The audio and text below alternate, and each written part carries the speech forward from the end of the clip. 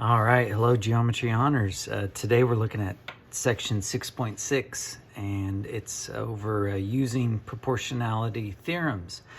So we've talked about relationships between similar triangles, but now we're going to look at some relationships that are proportional that exist in other ways, whether it be parallel lines or triangles split up a certain way.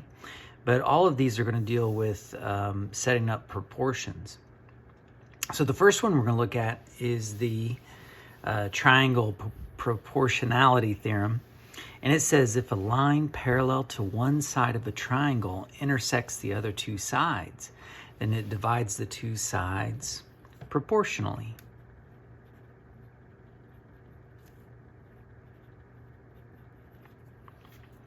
So let's kind of review this here. It says if a line is parallel to one of the sides and it intersects the other two sides, then it divides the two sides proportionally. So it's going to split this up into a ratio that is equivalent to this ratio, comparing those two.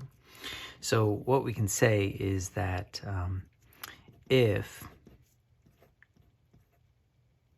segment QS is parallel to segment TU, then we know that if we compare QT to TR, that's going to have to be equal to, so QT to TR, we're going to have to do SU to UR. Now, in reality, you can set up this proportion a lot of different ways because we looked at some proportionality, what were they? We looked at some proportion relationships, properties that you could flip this over. You could look at the numerators, make those a ratio, make the denominators a ratio. They're still going to be equivalent. Well, the converse of the triangle proportionality theorem says if a line divides two sides of a triangle proportionally, then it is parallel to the third side. So it's this, whenever we look at the converse of something, it's going to be switching the hypothesis and the conclusion. So that's what we've done here. So in this one, we're going to start out, we're going to have to know that if we know that segment or measure of MN to NH is proportional to GK to KH, if we have that, then we're going to know that MG,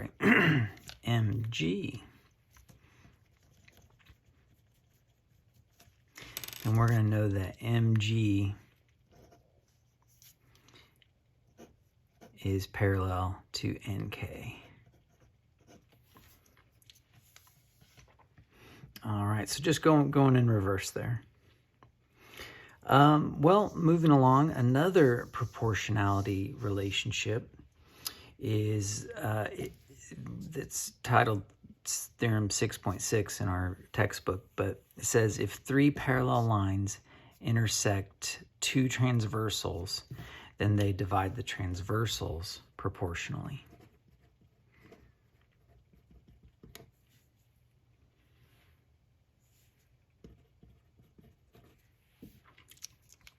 All right, so three parallel lines. This is kind of unique. We don't often use three parallel lines. We often have two, but now we've got three parallel lines cut by two transversals. It divides the transversals proportionally. So here's the transversals, splits them up proportionally. So this ratio is going to be equivalent to this ratio.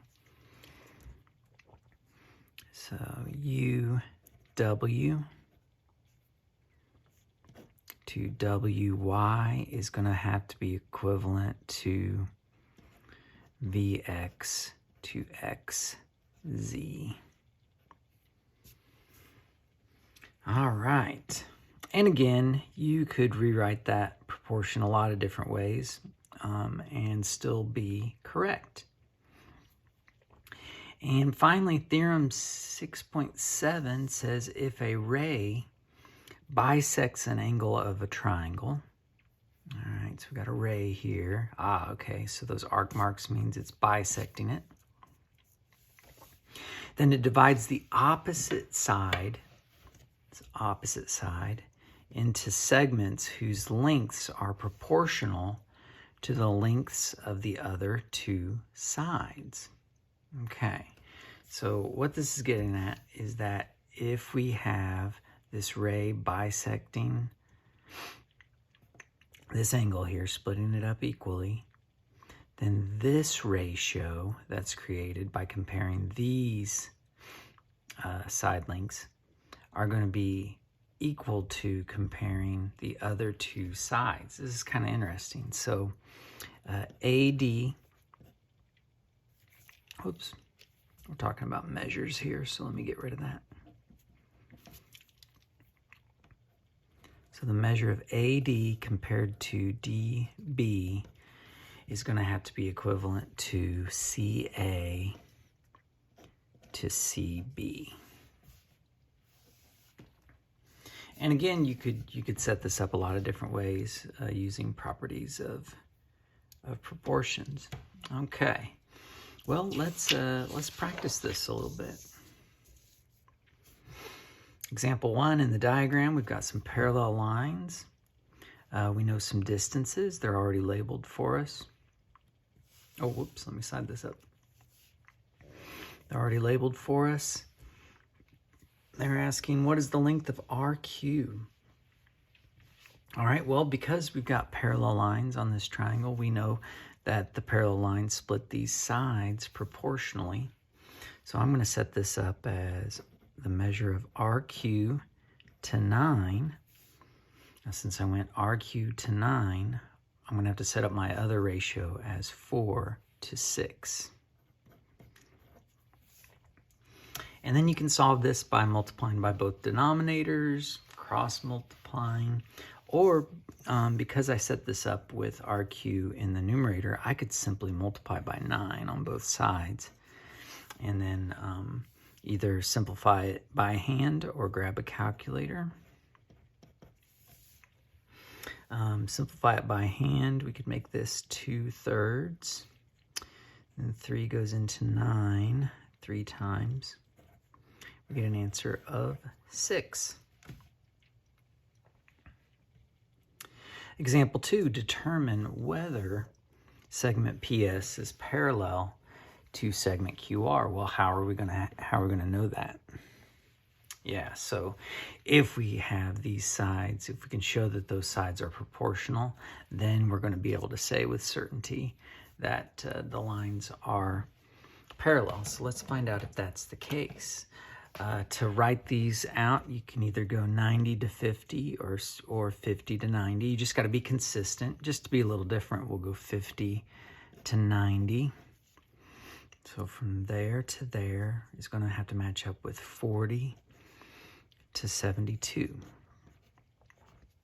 Now it's saying determine, so we're not verifying. We may very well find out that these are not equal, but we're setting up the proportion and we're going to find out. So let's simplify 50 over 90, see if that's equal, or see what that comes out to be. That's 5 over 9. That's pretty easy. And then 40 to 72. So we can simplify that by hand, or depending on what calculator you have, you can enter in 40 divided by 72, and it gives me a substantial repeating decimal there. But on this calculator, I can go math and then go 1 for fraction, and looky there. Let the technology do it for you if you'd like, and we get 5/9. And I think all of you are getting more familiar with your calculators, and you can figure out simplifying fractions and things like that. All right, so it says determine whether segment PS is parallel to segment QR. What do you say? Yeah, if the sides are proportional, then we know they are. right, example 3. Find the length of segment AB. Well, here's the thing. We've got 3 lines here, but are they parallel? If they are parallel, then I know that the sides are split up proportionally. But do I know that these 3 lines are parallel? And yeah, it turns out we do. Essentially, we've got corresponding angles, all being the same along one transversal. And we've learned in previous sections that that means these lines are parallel. And it's all because of those right angles along one transversal. That is kind of important. All right, so we do know they're parallel. So now we can set up, we could do 16 to AB is equal to 15 to 18. And now since I put AB on the bottom, I could use that property that says I can flip this over. I can multiply by both denominators. I'll go ahead and do that just to remind you that that's a possibility.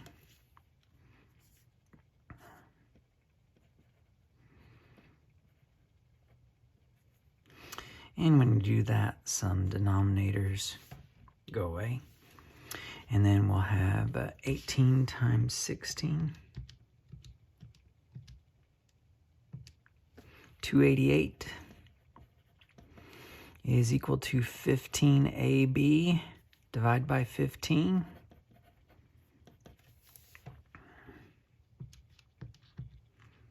And I get 19.2. I'm not going to write 19.2 though, because I don't want people to think that I rounded my answer. It's an exact answer. So I'm going to write it as 19 1/5 for the measure of AB. And again, there's lots of different ways you could have set this up, but we should all arrive at the same conclusion. And now finally on example 3, part B, we've got some interesting thoughts here.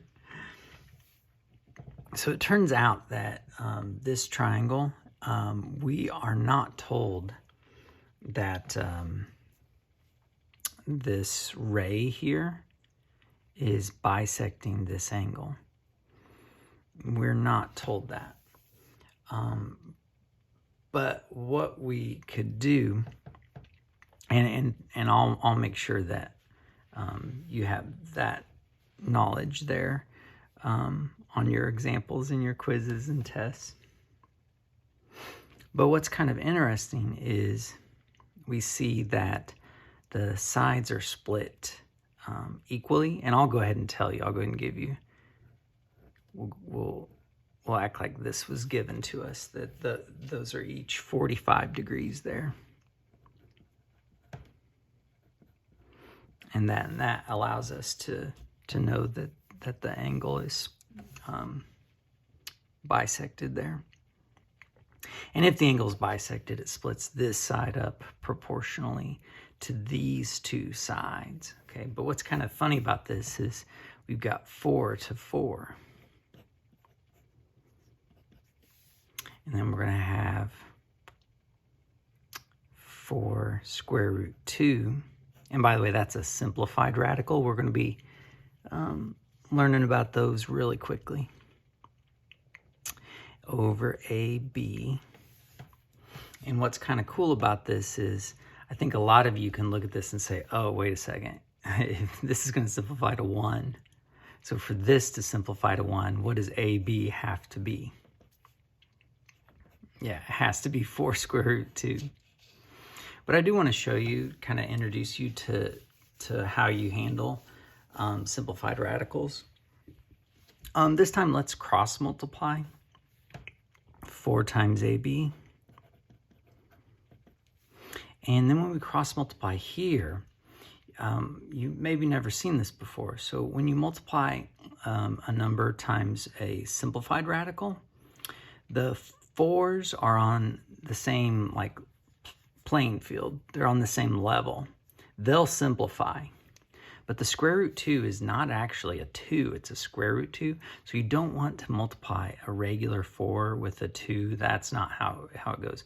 Additionally, you don't want to distribute across the multiplication.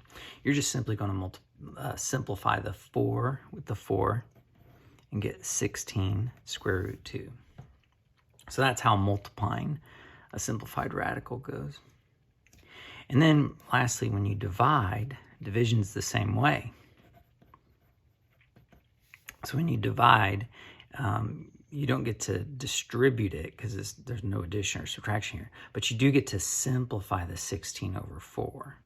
16 over 4 is 4, and then the square root 2 is just hanging along. So either way, you'll get 4 squared root of 2. All right, so I actually had some practice problems for you, and I don't remember where they are. So I'll put that in Canvas for you so you'll have the practice. But do a few practice problems, and next up we'll be finishing up the section, or finishing up the unit with 6.7, which talks about dilations. So it'll be kind of interesting. So thanks for watching. Have a good day.